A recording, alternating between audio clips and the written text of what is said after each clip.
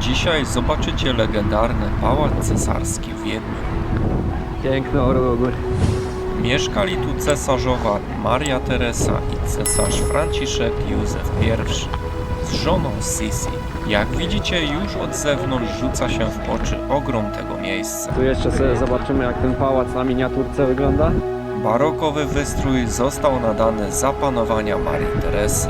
Kolor żółty, na który została pomalowana elewacja, był jej ulubiony.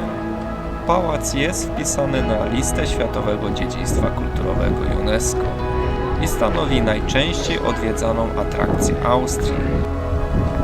Dzisiaj jesteśmy w Austrii i będzie vlog z jednego z pałaców.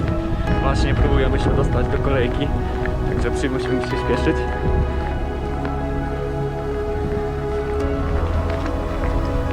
Ja też nic nie widzę. Pałac ma aż 1441 komnat, z czego tylko 45 udostępniono zwiedzającym. To jest główna atrakcja dzisiaj nasza. Tylko wszystko jest w takim pośpiechu, że niestety nie mam jak inaczej nagrywać. Wnętrza utrzymywane są w stylu rokoko. Białe powierzchnie z pięknymi, rzucającymi się w oczy ornamentami pozłacanymi 14-karatowym złotem. Komnaty ozdobione są czeskimi lustrami kryształowymi i uroczymi piecami fajansowymi. Komnaty mieszkalne i gabinety cesarza Franciszka Józefa są skromne i proste. Tym bardziej okazale prezentują się sale reprezentacyjne i pokoje gościnne. W sali lustrzanej koncertował Mozart jako 6-letnie cudowne dziecko. W okrągłym gabinecie chińskim Maria Teresa odbywała tajne konferencje. W jednym z pokoi przebywał Napoleon, natomiast w błękitnym salonie chińskim cesarz Karol I podpisał w 1918 roku zrzeczenie się z udziału w rządach, co praktycznie oznaczało koniec monarchii.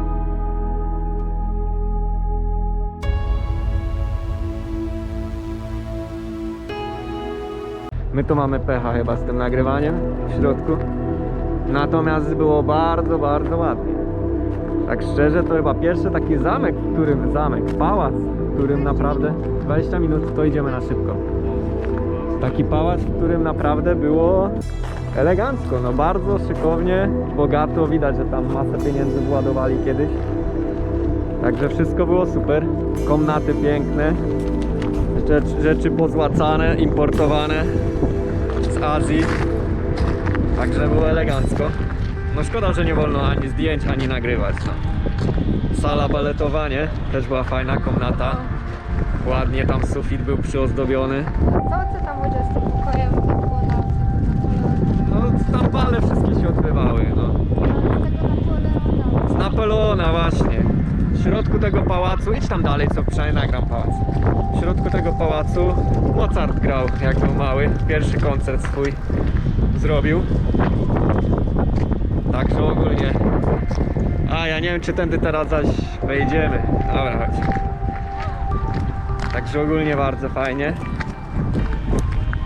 Widzieliśmy komnatę, w którym Napoleon spał. Mieszkał. Także też fajna sprawa. No nie ma jakoś może coś zbrojeniowych rzeczy, tak jak ja lubię, ale wystarczająco ładnie było. Także jak dla mnie niezmarnowane pieniądze. Piece ładne, kaflowe do ogrzewania. Mamy 20 minut, więc te 20 minut muszę wykorzystać 15 na to, żeby porobić zdjęcia, nagrać coś. Więc tak wszystko będzie biegiem. Najwyżej ponagrywam tak, a po prostu dodam później mówienie przez internet, bo nie jestem w stanie podzielić tych 15 minut na to wszystko. Więc musicie się cieszyć wzrokiem na razie. Tutaj ładna fontanna, jeszcze na chwilę przejdziemy. 15 minut czasu, także na szybko. Pamiątki mamy kupione.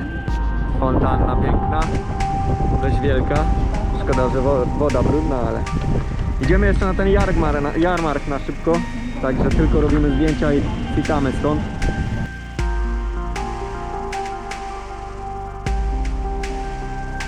Idę to obejść na szybko. Stój tu, gdzie stoisz. Ja to tylko obejdę, zaraz tu jestem. Tak, idziemy na szybko. Jarmark 1 przy pałacu. Zobaczyć. Na drugi jarmark idziemy dopiero za chwilę. Tam będziemy mieli 2 godziny czasu, więc tam już nagram więcej. Na razie niestety tylko to, co tu na szybko przeskoczymy. Zamykając temat komnat, to pokój milionowy ma ściany wybijane drewnem różanym i ozdobione cennymi miniaturami z Indii i Persji. Zaliczany jest do najpiękniejszych wnętrz rokokowych na świecie.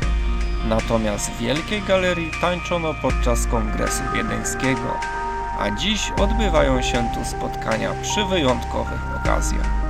Jeżeli tu przyjedziecie, to koniecznie wykupcie opcję z tour guidem, aby poznać jak najlepiej historię tego pięknego miejsca. I uwaga, jest wersja po polsku. Pierwsze plany budowy Schönbrunn jako zespołu pałacowego, który miał przewyższyć francuski pałac wersalski, pojawiły się za panowania Leopolda I. Dopiero pod koniec XIX wieku zamek Schönbrunn stał się całoroczną rezydencją Franciszka Józefa, którą ostateczną wersję podziwiacie dzisiaj. I know you told your friend you're not okay. And tell me what's wrong and why you never said you felt that way. I guess you're trying to stay strong and fake a smile until I look away. But I've known you too long, it hurts to watch your blue eyes fade to gray as you fade away. As you fade away. Jeszcze u góry widać różne postacie. Widać? Też posągi jakieś. Żona już czeka. I zaraz przejdziemy na tamtą część, tam są ogrody. Obiekt był miejscem licznych wydarzeń politycznych związanych z historią monarchii habsburskiej.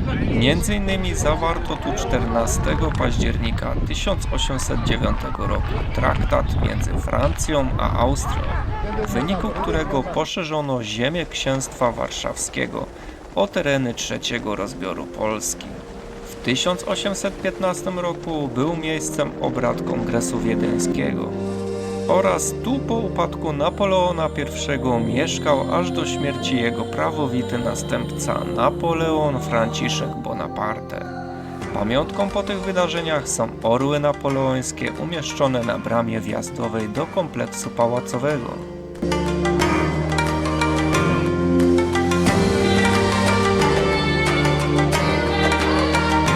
Tak, musiałem się trochę ubrać, bo zaczynało być bardzo zimno. Czekamy na przewodniczkę. Miała już być.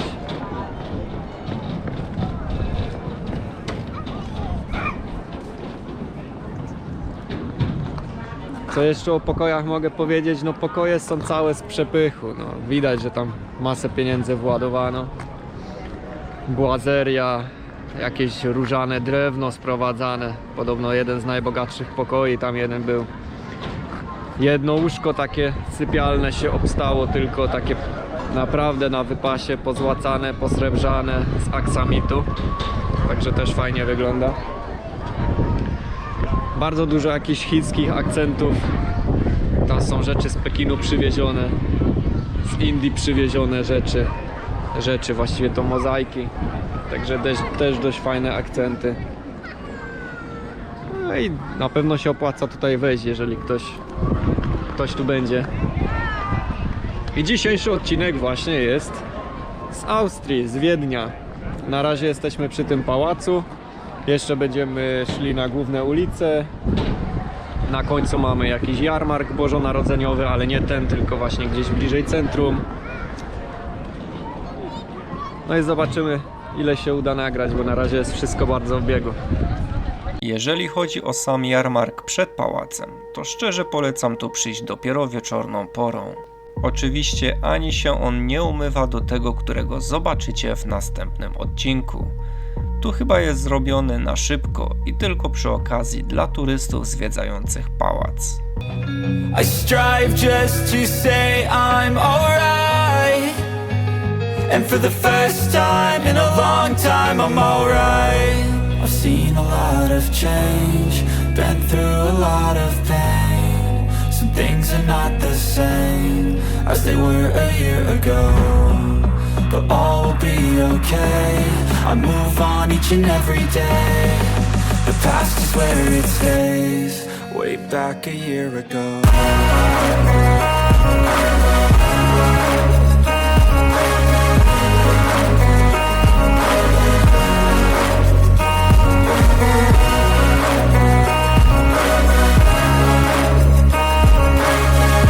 Przechodzimy oglądać ogrody tego pięknego pałacu. Kinder Muzeum, dla dzieci muzeum. Po zwiedzaniu komnat możecie zacząć zwiedzać ogrody pałacowe, które są po prostu ogromne.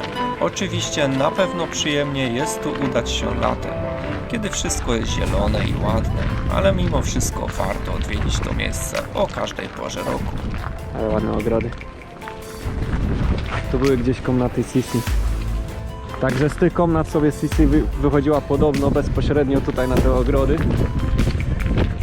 I to są takie stricte ogrody dla niej podobno. Ale musimy już lecieć. Park przy pałacu Schönbrunn został otwarty dla publiczności około 1779 roku. O, jakie ładne posągi. Zrób zdjęcia posągu. Aktualnie stanowi popularne miejsce rekreacyjne dla ludności wiedeńskiej, a także jest obiektem dużego zainteresowania kulturalnego i historycznego dla gości z zagranicy. Park rozciąga się na długość i szerokość około 1 km. W 1996 roku został wpisany wraz z pałacem na listę Światowego Dziedzictwa UNESCO. Zobaczcie, jaka to jest przestrzeń. Masakra. Zobaczcie, jak tam jest ładnie. A tu mówi przewodniczka, że podobno gdzieś było zoo. I podobno normalnie w tym zoo normalnie żyrafy czy jakieś inne rzeczy były sprowadzane i wszystko sobie hodowali. Też ciekawa sprawa. Prywatne zoo sobie zrobili.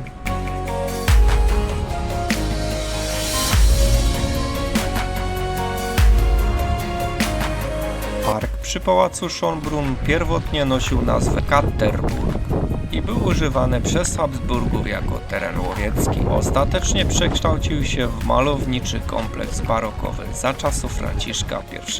Fontanna Neptuna. Mówi tu przewodniczka, że tam właśnie później koncert się odbywa.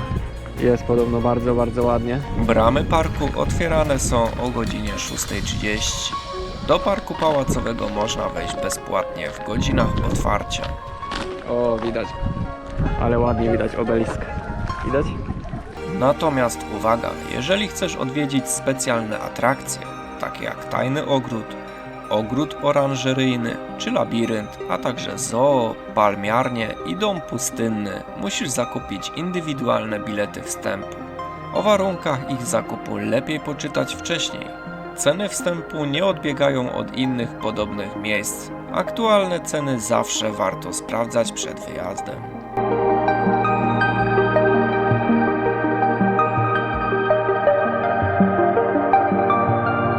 Szkoda, że jestem tu o tej porze roku.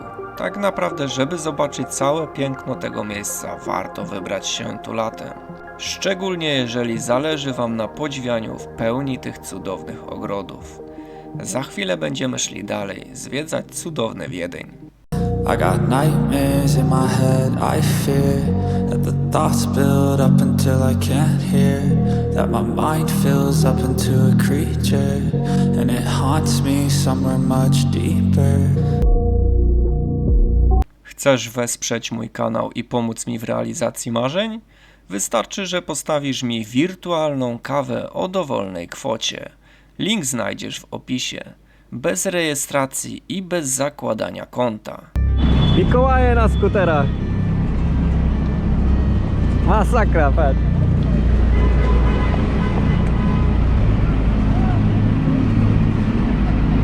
Mikołaje na skuterach.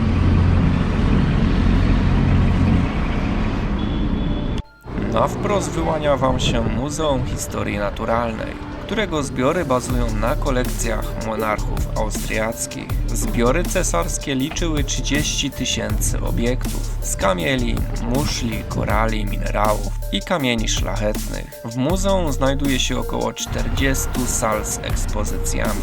Uwaga, przechodzimy dalej, żeby zobaczyć z zewnątrz kompleks pałacowy Habsburgów. Po przejściu przez tą bramę zobaczycie go po prawej stronie. Co więcej, podobno należy do jednych z najpiękniejszych na świecie.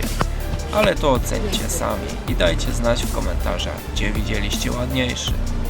Hofburg był siedzibą władców Austrii już od XIII wieku. Początkowo był to czteroskrzydłowy gotycki zamek z wieżami w narożach przylegający do murów miejskich. Takie bryczki.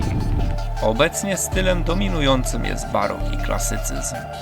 Najstarszą częścią jest XIII-wieczny dziedziniec szwajcarski, połączony z renesansową bramą szwajcarską. W skrzydle Leopolda obecnie znajduje się rezydencja prezydenta Austrii. W apartamentach Franciszka Józefa i cesarzowej Elżbiety w budynku kancelarii obecnie mieści się muzeum. Wejście do pałacu umieszczone jest od strony placu Świętego Michała, na którym odsłonięte są wykopaliska z czasów starożytnego Rzymu. Co roku w Sylwestra w Hofburgu jest organizowany wielki tradycyjny bal cesarski.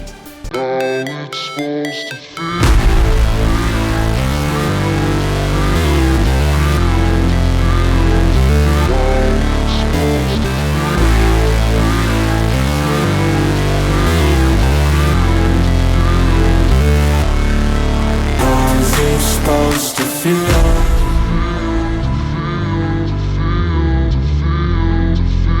Imperium Habsburgów było rządzone z zamku Hofburg przez ponad 7 wieków. Monarchia Habsburgów była wieloetnicznym i wieloreligijnym imperium, wywierającym silne wpływy na politykę, administrację, społeczeństwo i ekonomię terenów, które obecnie należą m.in. do Austrii, Węgier, Czech, Polski i Słowenii. Dobra, nie traćmy czasu i lecimy dalej. Dzisiaj tak będzie wyglądał ten odcinek. Widzicie tą piękną, wielką kopułę wyłaniającą się nad budynkami? To jest Muzeum Sisi. Muzeum ukazuje w autentyczny sposób aspekty z życia tej słynnej austro-węgierskiej monarchini, z dala od popularnych stereotypów. Najcenniejszymi eksponatami muzeum są liczne osobiste przedmioty, a także najsłynniejsze portrety pięknej monarchini. Brama szwajcarska. Prezentowana w Muzeum Sisi maska pośmiertna zamordowanej cesarzowej w takim samym stopniu przypomina o tragicznym wydarzeniu, jak czarny płaszcz z czaplijmi piórami, który okryto Sisi po zamachu nad Jeziorem Genewskim. Znowu lecimy dalej. Mam nadzieję, że to tempo Was nie męczy i dalej dajecie radę rozkoszować się pięknymi widokami i słuchaniem tego, co mówię. Nie da się ukryć, że tu na każdym kroku jest coś interesującego do zobaczenia.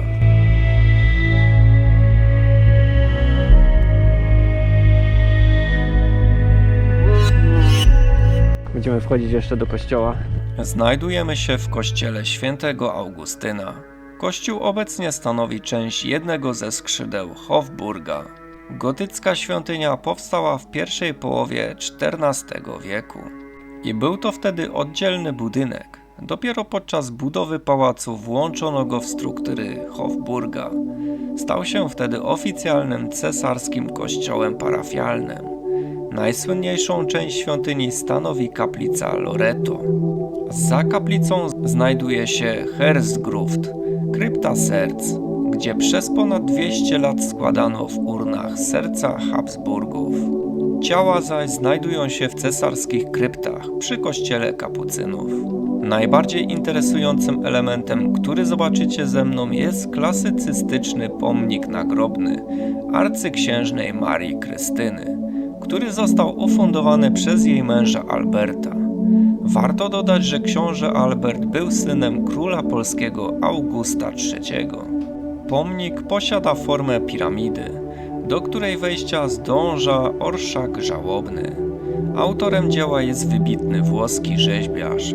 Z ważnych wydarzeń, których Kościół był świadkiem, warto wymienić mszę świętą z udziałem króla polskiego Jana III Sobieskiego, nazajutrz po zwycięskiej bitwie pod Wiedniem. W 1854 roku ślub brali w tym kościele Franciszek Józef z Elżbietą Bawarską, popularnie zwaną Sisi.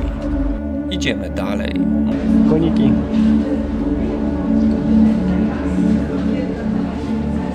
Bardziej właśnie jak w Krakowie.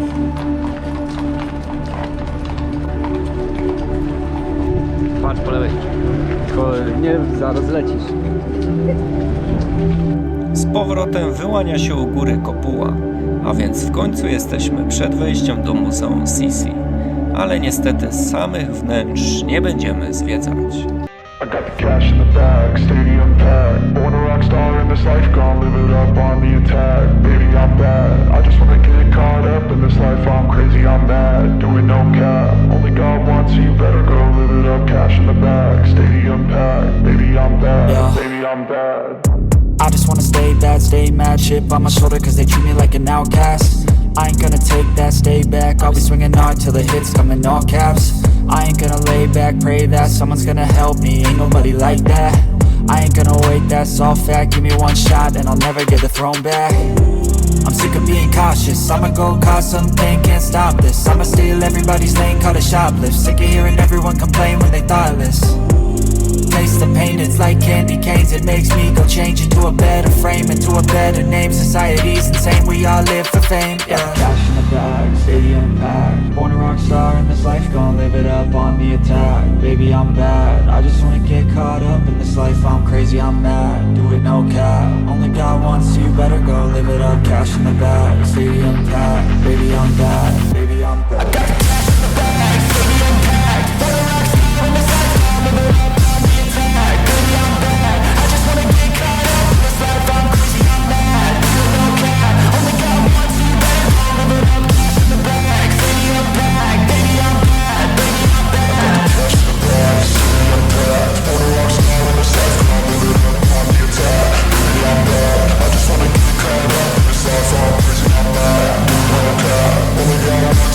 Są tu jacyś zakupoholicy? Idziemy na najdroższe dzielnice tutaj Wiednia. Idź tam aż do przewodnika. Na tej ulicy znajdziecie najdroższe sklepy w całym Wiedniu. Jeżeli macie pochowane pieniądze z komunii, to jest to miejsce dla Was.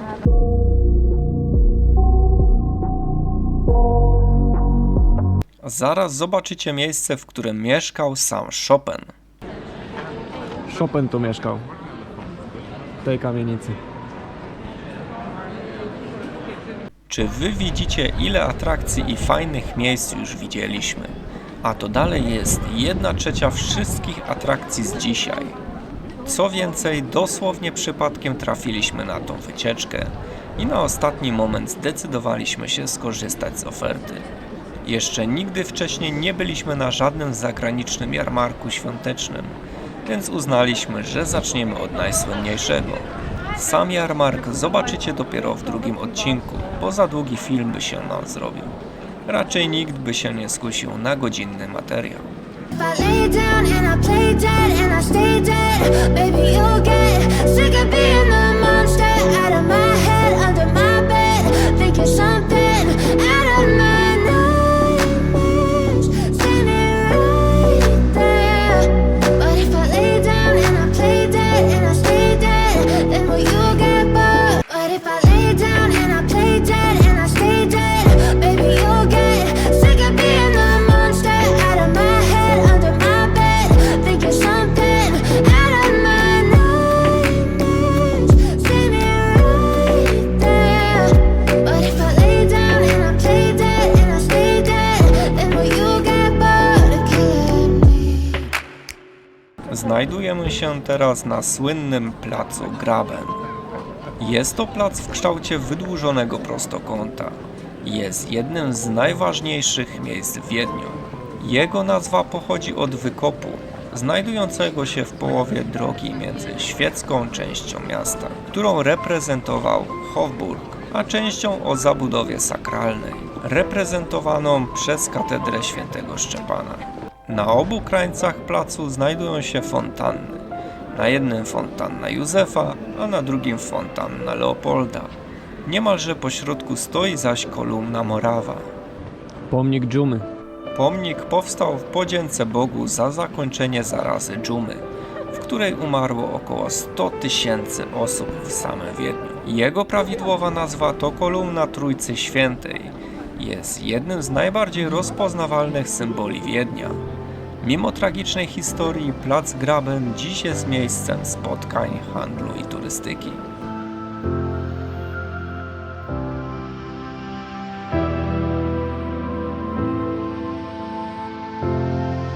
Widzicie ten oświetlony budynek? To jest katedra Świętego Szczepana. Jest to jedna z najpiękniejszych budowli, jakie w ogóle zobaczycie w Wiedniu. Jej wnętrze zobaczycie u mnie za miesiąc.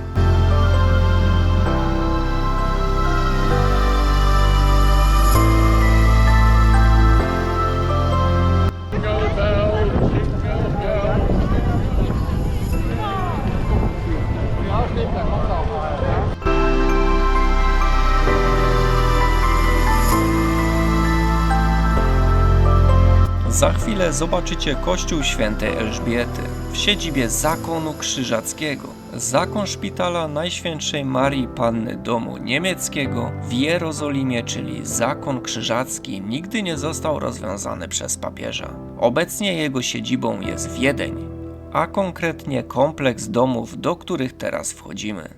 Obecnie nie jest tak liczny jak kiedyś i liczy około 1000 osób. Od czasów średniowiecznych zakonnicy prowadzą działalność duszpasterską w parafiach oraz oświatową i charytatywną. Zgodnie z przywilejami nadanymi przez Stolicę Apostolską, Wielki Mistrz ma prawo używania mitry i pastorału oraz stroju biskupskiego. Na ścianach kościoła znajdziecie liczne tarcze herbowe oraz płyty nagrobne braci i rycerzy, w tym wielkiego mistrza Urlicha von Jungingena. Oficjalnym strojem zakonników jest czarna sutana z pasem oraz biały wełniany płaszcz z czarnym krzyżem na ramieniu. Wielki mistrz posiada kościelną godność opata. Kościół stoi na tak zwanym słynnym Meksykoplatz, plac meksykański. Miejsce, które kojarzy się Polakom, bo w latach 80. czy 90. jak się przyjeżdżało do Austrii na handel, to właśnie wokół tego kościoła sprzedawali Polacy wódkę, papierosy i co tam jeszcze się w Polsce dało. Jesteśmy nad Dunajem i popatrzmy na wodę. Woda w tym korycie płynie. Tutaj stoją też statki, są potężne przystanie rzeczne. Natomiast w ramach regulacji rzeki, która została dociągnięta jeszcze w latach 70.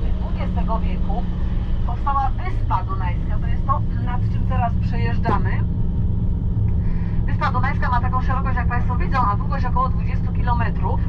I to jest potężny teren rekreacyjny Habsburgów. Trasy rowerowe, alejki sportowe, różnego rodzaju obiekty, plaże, grille i tak dalej. Dzięki tej wyspie powstało drugie koryto, które jest zamykane śluzami. Jak jest zagrożenie powodzią, to te śluzy się otwiera, tą zbędną część wody przepuszcza się wtedy przez to koryto, odciążając to główne koryto.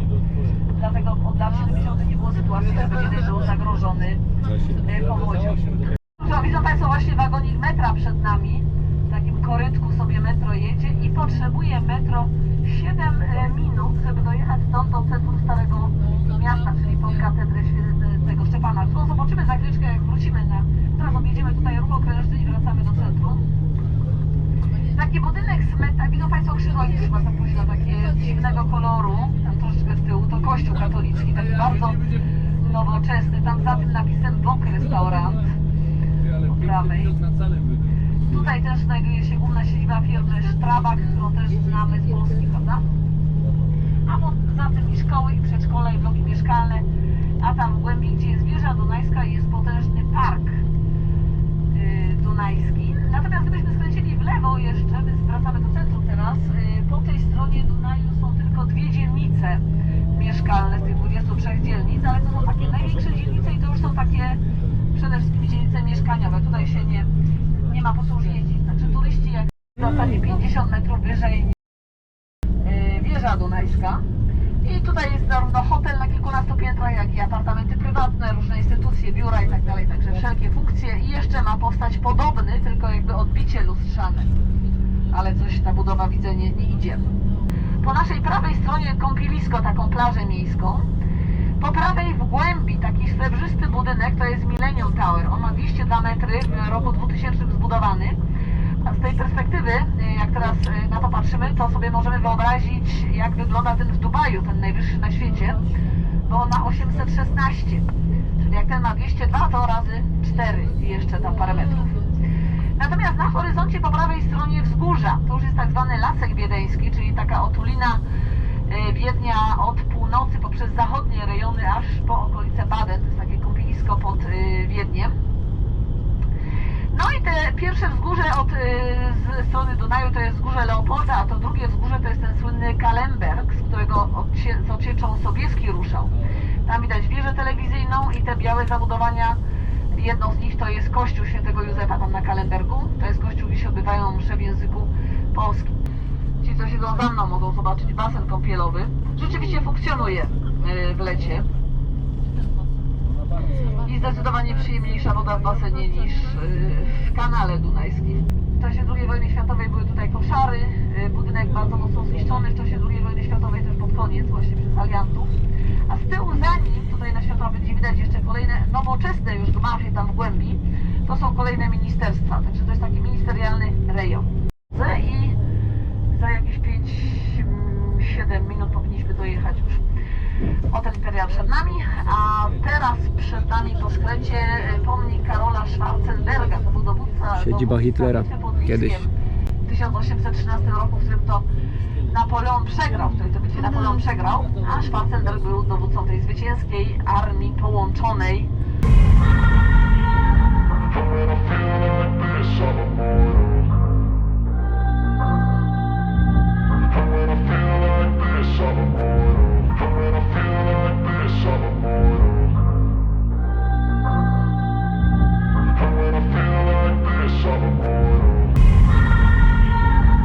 W głowie Austriaków najbardziej demokratyczna opera na świecie, tak przynajmniej się o niej mówi, dlatego że bilety można kupić już za 3 albo 4 euro od osoby.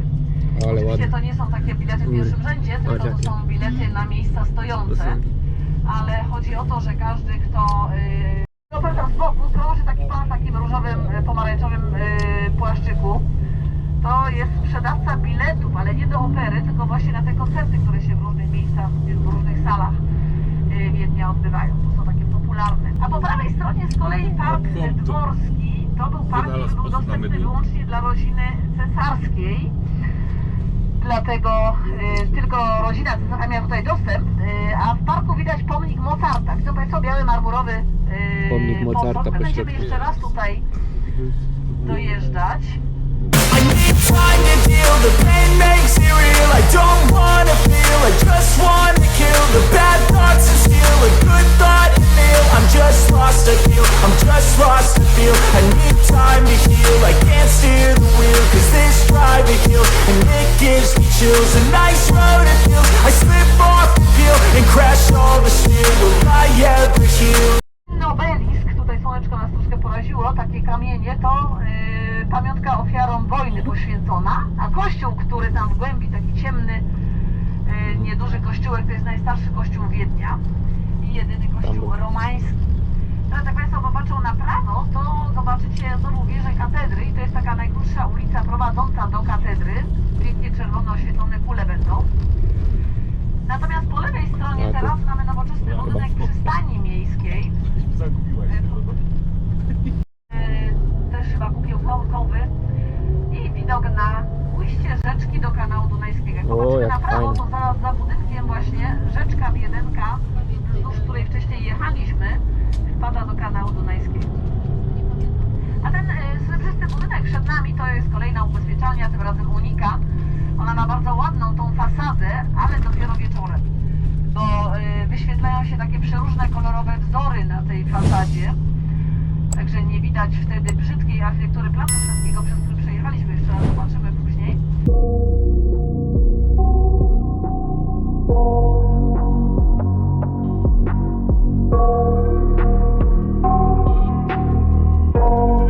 Chcesz wesprzeć mój kanał i pomóc mi w realizacji marzeń?